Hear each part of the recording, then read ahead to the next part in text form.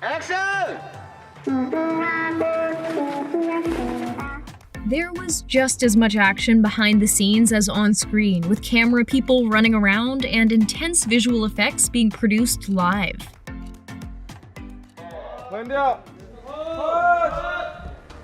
The glass stones ending definitely caught us off guard, but the process to capture the way it surprised Gion, Se-byuk, and Sang-woo was an extensive one. Filming, the actors only had a small amount of glass explode near them. The slow-motion feeling really comes through in how the actors perform. After capturing shots of the trio, each got to do their close-up work with singles as well.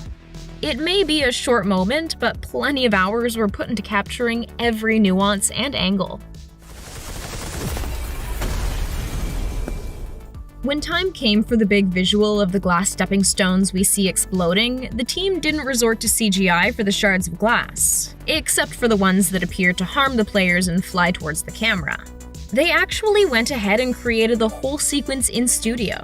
These practical effects look unreal on the set. It's no surprise it translates to such a powerful and stunning visual in the episode. Hello players, let me welcome you all to the 5th game.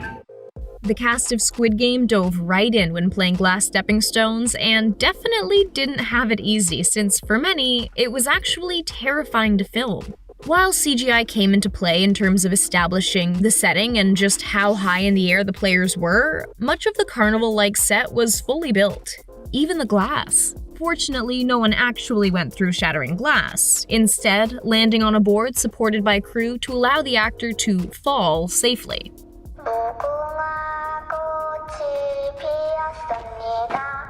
In the show, the set that Red Light Green Light takes place on already seems awfully crowded with the nearly 500 players, but on the set, there were even more folks, making it a pretty chaotic yet well-organized space. We would have thought CGI was used to add the bodies of those who lost during the game, especially the piles of people at the doors, but the actors all actually stayed wherever they were when they lost the game, which couldn't have been very comfortable. When it came to filming close-ups, multiple cameras were used to capture the performances, and the filming crew was often running along with the players. The added detail of using a red marker to signal when a person took a shot is evident of just how thorough and meticulous the team was. No one could get away with cheating during the game either. If one person moved out of time, "We're looking at you, Sang-woo," then everyone had to start over. Today's game is Tug of War. The performers did not have it easy playing the often physically demanding games when filming the series, since they really were going through the struggle depicted on screen. The sweat, effort, and even chained handcuffs securing them to the rope were real. There definitely couldn't be much movement between takes since everyone was literally tied up together. With a scene like this, there isn't really any other way to do it than at 100%. Move up or you die! Maybe one of the most terrifying, gasp-worthy moments in the show is seeing Gion hanging between safety and the end of the game for his whole team. The tension is real, even though the platform they were on was just 1.5 meters off the ground. While swinging on a rope is usually pretty fun, this collective rope swing down tells a very different story and shows just how far the actors and production went to bring the best footage to the screen. My god, I can't believe how cool that was! The moment after the most intense tug-of-war we've ever seen is so still, but we can see just how exhausted each and every actor is, having just struggled and fought for their lives, literally.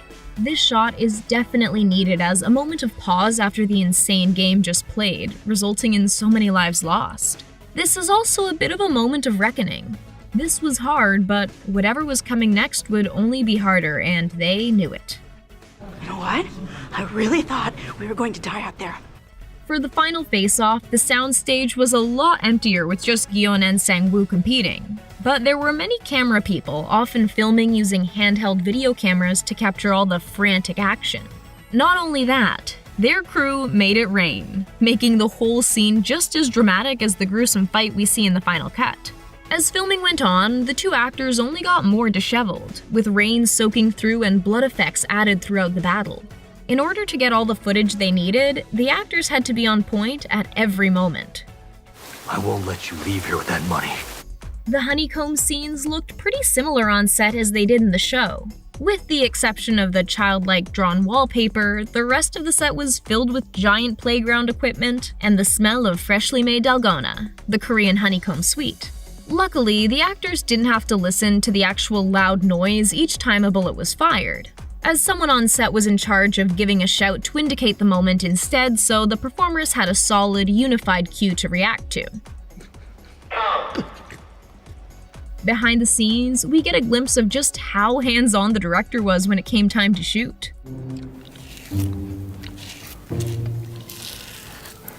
Surprisingly, the cavernous, cool space where we see the confrontation between the police officer and a team member of the Squid Game is real. The opening on the top of the cave and the murky pool made the ideal setting. No doubt the actors felt totally immersed in the story. Shooting these scenes were pretty simple. All they needed were a couple of cameras, the right costumes, and the actors' chilling performances. Do you want to die? The glimpses we get of the players' lives before the game offer such a colorful backstory, especially when we see them with their families. Each of these scenes were shot quite intimately and simply, focusing on the narrative and what these relationships meant to the player, which translated to the screen beautifully. It's also one of the only times we get to see a typical everyday aesthetic, making the stark contrast between the real world and the Squid Game world even more apparent. So which color do you want to play as? How could we forget the original Squid Game? Filming this scene may have been one of the simplest setups, using an existing playground space. It only adds to the realism of the show and offers a great reminder of where the players started, as innocent children playing games for fun instead of their lives. At that moment, I felt as if I owned the entire world. Hanging out in the dorms between games certainly wasn't any less stressful than the games themselves. The bare-bones set with the cool industrial edge does the trick, and the feeling of the daunting space comes through the screen. What we saw in the show was almost exactly what was happening on set, with all the added cameras and crew people, of course. We can't fall asleep tonight, okay? Who knows what someone else may try. Many moments in the Marbles game bring intense connection and emotion. The way they shot these scenes was a pretty stark difference from so many of the large and intense games. The fact that the actors were in a small space together with just a few crew members around really helps the intimacy come through and offers us the chance to get up close and personal with these characters and the short but meaningful relationship they have playing marbles. We'll go around this whole town and take all the marbles, okay? One of the reasons the Marbles game is so effective is because of just how well the setting transports us to the alleys of a small village. It makes sense that this is the set the team spent the most time building. Every detail, down to the stunning backdrops, moves us. It's no surprise they got the performances they did. The authenticity of this world is remarkable. My wife and I have this one here. The use of practical effects, CGI, and incredible actors really went a long way in making the production so high caliber. Fortunately, the actors didn't really have to go head-to-head during Tug of War, since there was a machine pulling against whichever team was being filmed. Which Squid Game would you try?